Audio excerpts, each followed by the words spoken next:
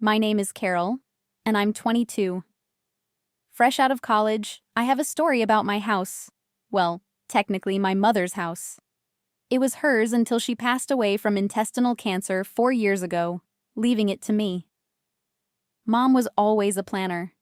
Even before her diagnosis, she ensured everything was in order.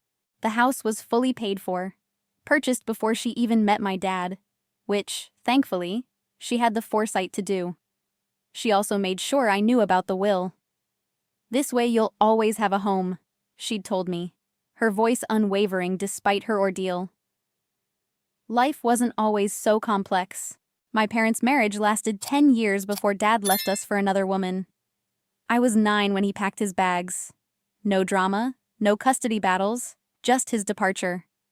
His only concession was paying for my college education. He established a dedicated account and transferred the full amount immediately. I suppose that was his way of providing child support.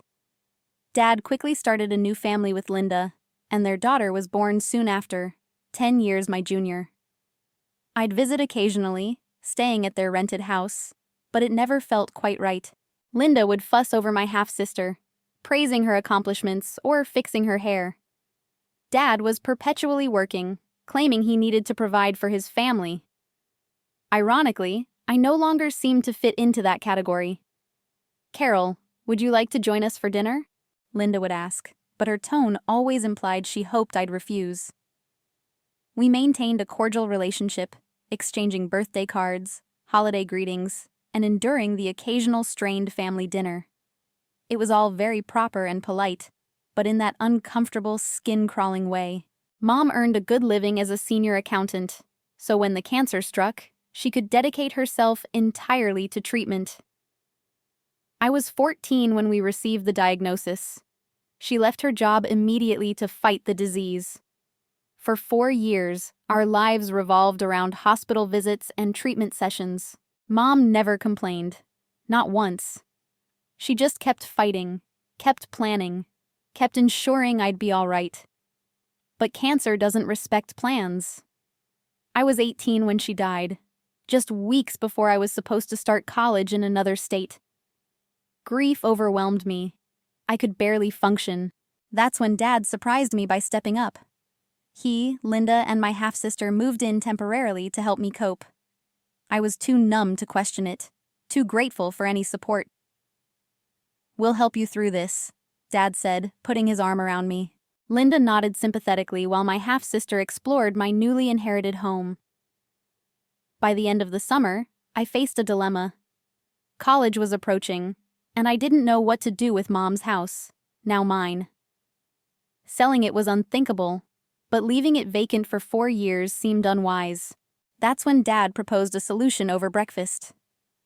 "Carol," he began, pushing his coffee mug aside, "I've been thinking. What if we stayed here? We cover all the expenses, maintain the property, and you wouldn't have to worry about anything while you're at school." I glanced at Linda, flipping pancakes at the stove. She turned, smiling. "It would be good for all of us," she added. "Sophie's already enrolled in the local school, and the house would be well cared for." It sounded logical. During the 2 months they'd stayed with me, things had been surprisingly smooth. Linda seemed less distant, and Sophie, my half-sister, had started treating me like an actual sister, not a distant relative. So I agreed. In retrospect, it appeared to be the ideal arrangement. I packed Mom's belongings, keeping some and storing the rest in the attic. I left for college feeling good about my decision. Over the next 4 years, I returned home for holidays and summer breaks. Those visits were genuinely pleasant. Linda would prepare elaborate welcome-home meals. "I made your favorite lasagna," she'd say, as if she'd always known my preferences. Sophie would pull me to her room, eager to share her latest artwork or school gossip. During Christmas breaks, we'd decorate the tree together. Dad would lift Sophie to place the star on top, while Linda and I playfully debated whether tinsel was tacky or classic. We'd gather, sipping hot chocolate, and sometimes I could almost forget this wasn't the family I grew up with. Summer visits were different. Longer, more relaxed. Sophie and I would spend afternoons at the community pool, and I'd help her with her summer reading. Linda would invite me to her book club meetings, and we'd actually enjoy dissecting whichever romance novel they'd selected. "Your sister's so good with Sophie," I overheard Linda tell Dad one evening. "It's nice having her home." It warmed me, like maybe we truly had become a real family. I called regularly during semesters, weekly chats with Dad about my classes, updates with Linda about house maintenance, "The roses you planted are blooming beautifully, Carol," and FaceTime sessions with Sophie, who kept me abreast of her middle school adventures. Everything appeared perfect. We'd forged this unconventional yet functional family dynamic, built upon the foundation of my mother's house. I never anticipated it could unravel so quickly. But I suppose that's the thing about houses, no matter how strong the foundation, can hold secrets. You never truly know what's happening behind the walls. Finally, at 22, degree in hand, and a job lined up back home, I was ready for my next chapter. I'd accepted a position at Marshall & Brooks Financial in my hometown. They'd interviewed me via Zoom and offered me the position immediately. Everything seemed perfect. Or so I thought. The taxi dropped me off in front of my house on a sunny June afternoon.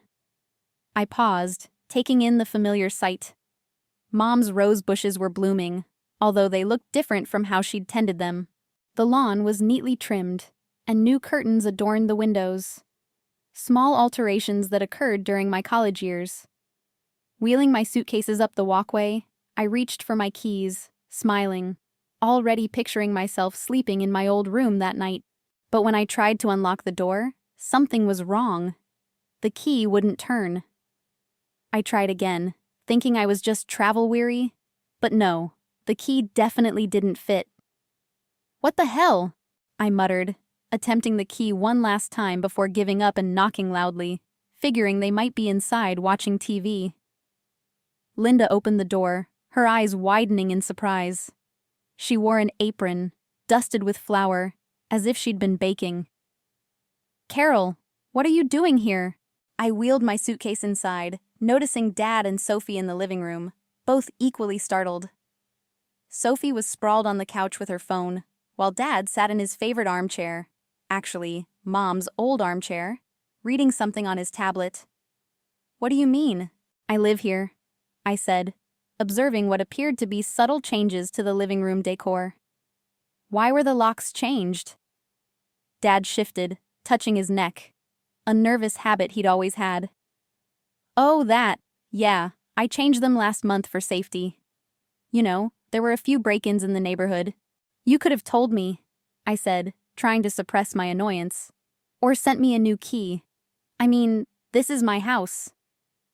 "We weren't expecting you," Linda said cautiously, arms crossed. She'd wiped the flour from her hands and looked increasingly uncomfortable. "Why not? I graduated last week. I told you guys I was coming home to start my new job." I looked between them, a growing unease settling in. Something felt wrong about their reactions. Sophie had even put down her phone and was watching the scene unfold with a strange expression. "Carol?" Dad interjected suddenly, standing up. "Can we talk in the office for a minute?" I followed him into Mom's old office. My office, technically. The room still displayed Mom's degrees on the wall and her collection of financial reference books on the shelves. He closed the door, and I noticed his hands trembling slightly as he turned to face me. "Listen, honey," he began, his voice low. "There's something you need to know." "Linda? Well, she thinks this house belongs to me." I stared at him, bewildered. "I told her it was my house," he continued, avoiding my gaze. "That I gave it to your mother, and you, out of kindness after the divorce.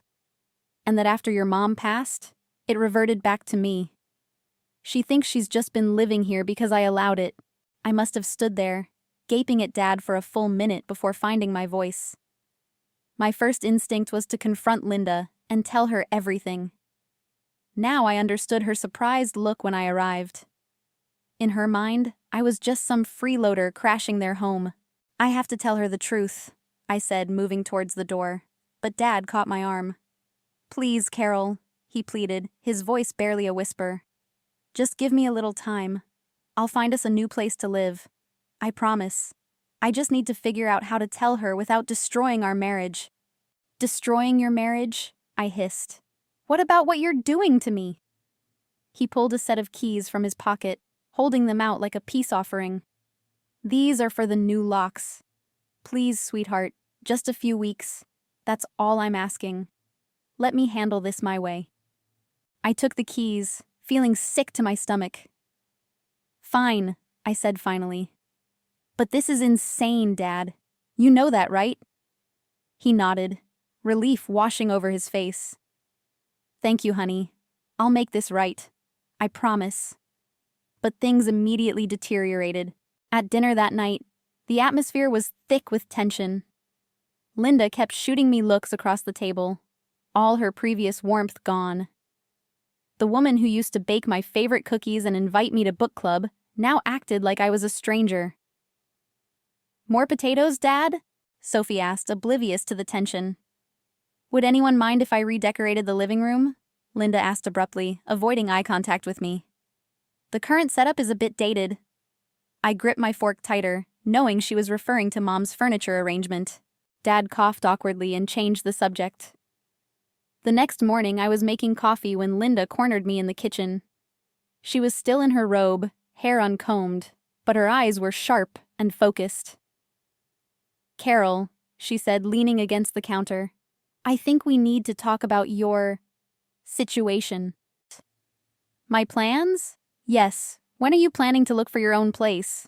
She asked casually, as if inquiring about the weather. Now that you have a job lined up, you should start thinking about moving out. You're a grown woman after all.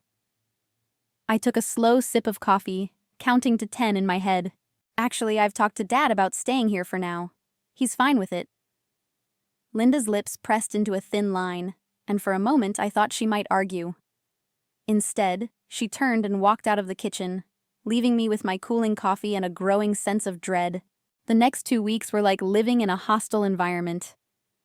Linda's attitude shifted from cold to outright passive-aggressive. She'd accidentally wash my clothes with colors that bled, claiming she forgot which laundry basket was mine. She'd cook family dinners but conveniently make just enough for 3 people, acting surprised when I came to the table. If I tried to watch TV in the living room, she'd suddenly need to vacuum right there. If I used the kitchen for breakfast, she'd barge in and reorganize the cabinets, muttering about how some people never learn to keep things tidy. She even moved my mother's favorite vase from the mantelpiece to a corner shelf, claiming it didn't match her new decorating vision. The worst part was watching Sophie follow her mother's lead. My half-sister, who just weeks ago had been sending me memes and calling for boy advice, now rolled her eyes whenever I entered a room. She started referring to me as that girl when talking to her friends on the phone, loud enough for me to hear. Despite the tension at home, my professional life was taking off. I visited Marshall and Brooks Financial, where they showed me my future workspace. A nice corner desk with a downtown view. My future colleagues seemed friendly and welcoming, especially Sarah from the risk assessment team, who offered to take me to lunch. When do you start? She asked over sandwiches. 2 weeks, I replied. Just enough time to settle in at home. That evening at dinner, I shared my start date, trying to maintain a semblance of normalcy. They showed me my office today. I start in 2 weeks. Linda's fork clinked against her plate as she set it down with exaggerated care. Well, isn't that wonderful? Once you get your first paycheck, you can start looking for your own apartment. I know of some nice complexes across town, very affordable for young professionals. I caught Dad's pleading look across the table. His eyes begged me to keep quiet, to maintain his lie just a little longer. I stabbed at my peas and said nothing.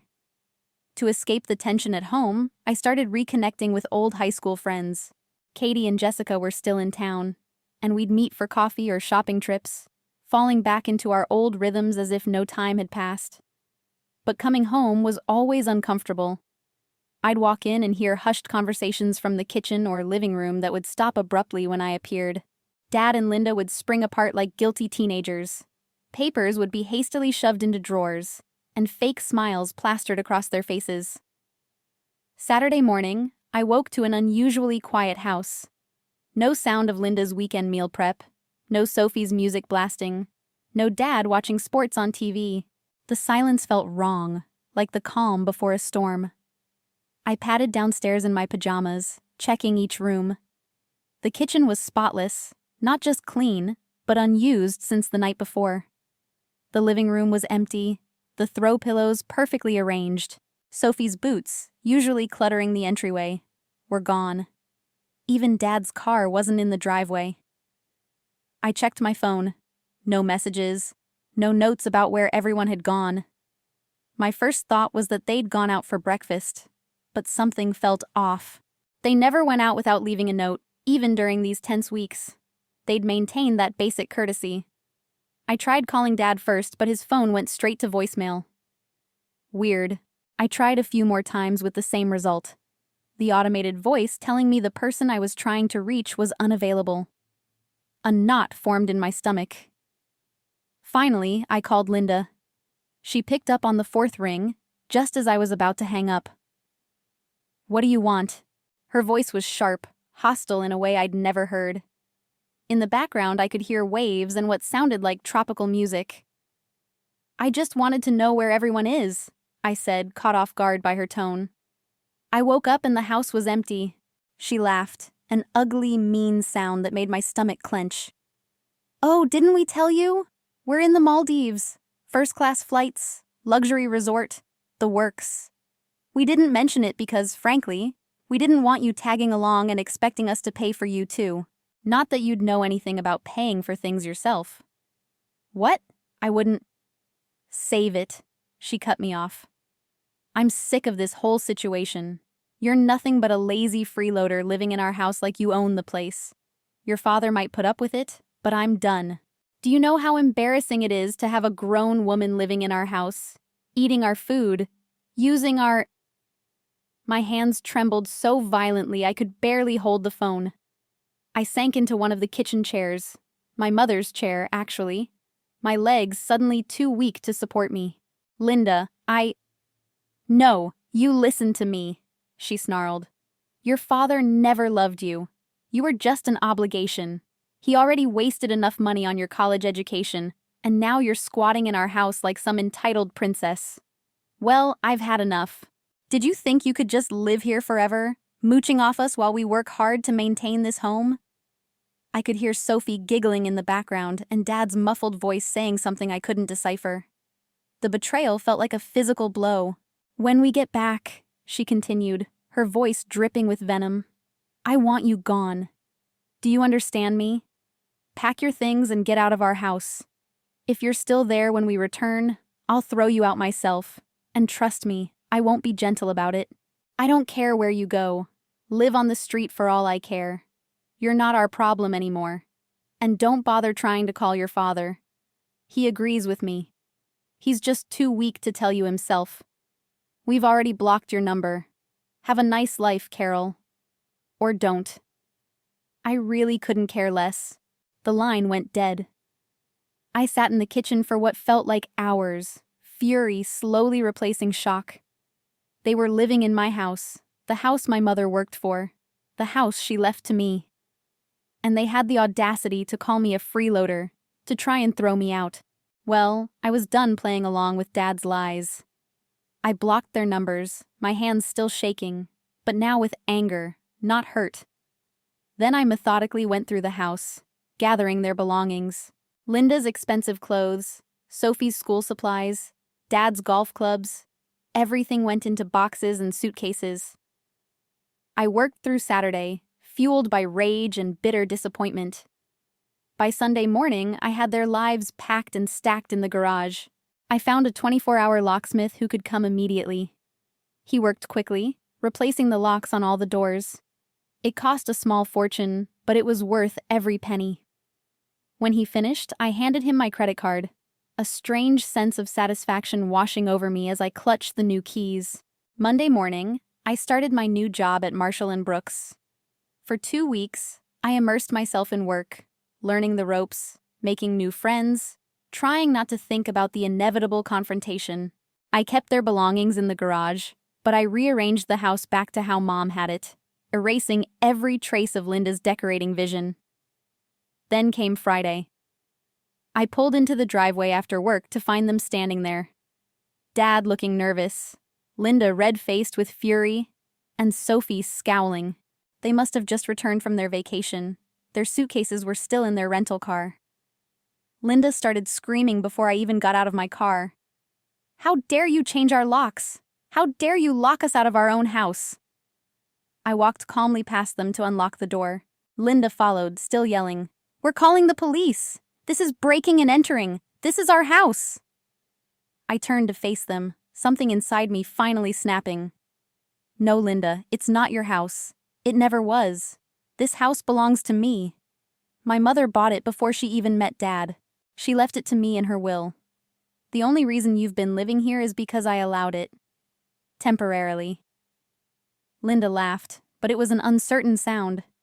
She looked at Dad. "Tell her she's lying. Tell her this is our house." Dad wouldn't meet anyone's eyes. He just shrugged, his shoulders slumping. "She's telling the truth. The house. It was always hers." I watched the truth sink in, Linda's face transforming from rage to calculation in seconds. Her entire demeanor shifted like a flipped switch. "Oh, Carol, sweetheart," she said, forcing a laugh. "You didn't think I was serious on the phone, did you? I was just joking. You know how I can get sometimes. All that sun and those tropical cocktails went to my head."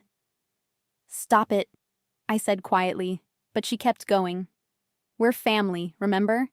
All those nice times we had, the book club meetings, the holiday dinners. We can have that again." She took a step toward me, arms outstretched as if to hug me. Dad jumped in then, his voice thick with emotion. "Princess, I'm so sorry. I know I handled this all wrong, but I love you. You're my daughter. Please, can't we work this out?" I looked at him, really looked at him. The father who left when I was 9, who paid for my education but missed my life, who lied about my house, my inheritance, my mother's legacy. Work what out, Dad? The fact that you lied to your wife about owning my house? Or the fact that you stood by while she planned to throw me out of it? Linda turned back to me, forcing a smile. "Carol, let's be reasonable.